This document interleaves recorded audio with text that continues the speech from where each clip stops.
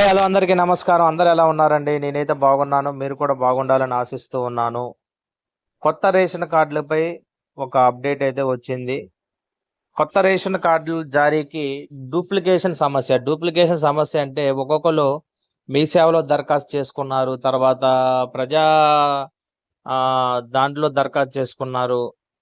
ఇట్లా 3 రకాల దరఖాస్తులు చేసుకోవటికి వీటిలో ఉన్నటువంటి వీటిని క్లియర్ చేసి మరి ఒకటే అప్లికేషన్ అది చేయడంలో కొంత జాప్యం జరుగుతూ ఉంది. అంటే డూప్లికేషన్ సమస్యను ఎదుర్కొంటూ ఉన్నారు.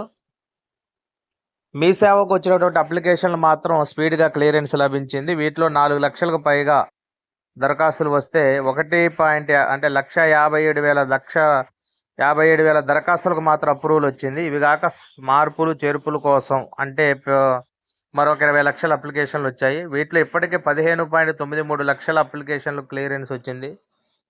రాష్ట్రంలో కొత్త రేషన్ కార్డుల జారీ ప్రక్రియ కొంత ఆలస్యమయ్యేలా కనిపిస్తుంది. గత 10 ఏళ్లుగా కొత్త రేషన్ కార్డులు ఇవ్వకపోవడంతో ఏకంగా 19 లక్షల అప్లికేషన్లు రావడం, వాటిని 3 దశల్లో ఎంక్వైరీ చేస్తుండటమే ఇందుకు కారణమని అధికారులు చెబుతున్నారు. ప్రధానంగా ఒక్కొక్కరు 2-3 అప్లికేషన్లు పెట్టడం వల్ల డూప్లికేషన్ సమస్యగా మారిందని అంటున్నారు. ఇది కాక కార్డుల్లో పేర్ల మార్పులు చేర్పుల కోసం గత 10 ఏళ్లలో ఏకంగా 20 లక్షల అప్లికేషన్లు వచ్చాయి. వీటిని కూడా వెరిఫై చేసి ఇప్పటివరకు 15,93,714 అప్లికేషన్లకు క్లియరెన్స్ చేశామని అధికారులు చెబుతున్నారు. ప్రజాపాలన అధికారుల వద్ద అప్లై చేసుకున్న దరఖాస్తుల వెరిఫికేషన్ ఆలస్యం అవుతుండగా మీ సేవ ద్వారా వచ్చిన అప్లికేషన్లు మాత్రం త్వరగా క్లియర్ అవుతున్నాయి.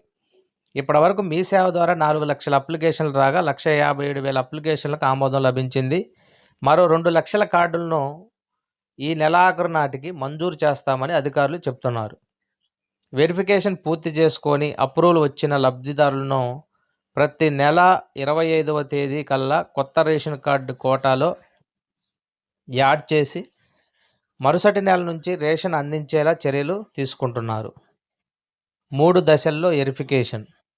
కొత్త రేషన్ కార్డుల కోసం రాష్ట్ర వ్యాప్తంగా 19 లక్షల అప్లికేషన్లు రాగా వీటిని 3 దశల్లో ఎంక్వైరీ చేస్తున్నారు. మొబైల్ యాప్ ద్వారా వెరిఫికేషన్ జరుగుతుండగా ఇప్పటివరకు కొన్ని జిల్లాల్లో మొదటి దశ దాటలేదు.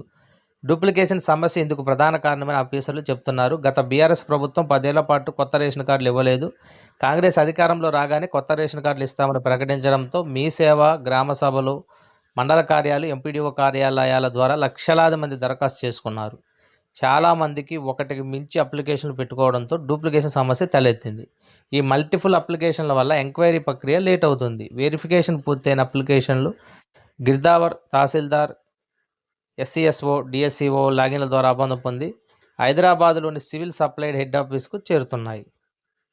అక్కడ ఆమోదం పొందిన అప్లికేషన్లను ప్రతి నెల 25వ తేదీలోగా డైనమిక్ కీ రిజిస్టర్లో నమోదు చేస్తున్నారు. ఆ తర్వాత నెల నుంచి లబ్ధిదారులకు రేషన్ అందేలా చర్యలు చేపడుతూ ఉన్నారు. పెండింగ్లో ఉన్న అప్లికేషన్లో 80% మటుకి క్లియరెన్స్ లభించింది. ఇప్పటికే ఉన్న రేషన్ కార్డులో పిల్లల పేర్లు చేర్చడం కోసం, పెండ్లైన తర్వాత కుటుంబ సభ్యుల మార్పుల కోసం గత 10 ఏళ్లలో ఏకంగా 20 లక్షల అప్లికేషన్లు అయితే వచ్చాయి. వీటిలో 15,93,714 అప్లికేషన్లు అధికారులు క్లియర్ చేశారు. తద్వారా దీర్ఘకాలంగా పెండింగ్లో ఉన్నటువంటి సమస్యకు కాంగ్రెస్ ప్రభుత్వం అయితే పరిష్కారం చూపించినట్లయింది. గత 10 ఏళ్లుగా మార్పులు చేర్పులు లేకపోవడంతో 20 లక్షల అప్లికేషన్లు పెండింగ్లో ఉంటూ వచ్చాయి. వీటిని ప్రతిష్టాత్మకంగా తీసుకున్న కాంగ్రెస్ సర్కారు యుద్ధ ప్రాతిపదికన 80% క్లియరెన్స్ అయితే చేసింది. ఇది గ్రేట్ అచీవ్మెంట్ అని సివిల్ సప్లై శాఖ అధికారులు చెప్తా ఉన్నారు.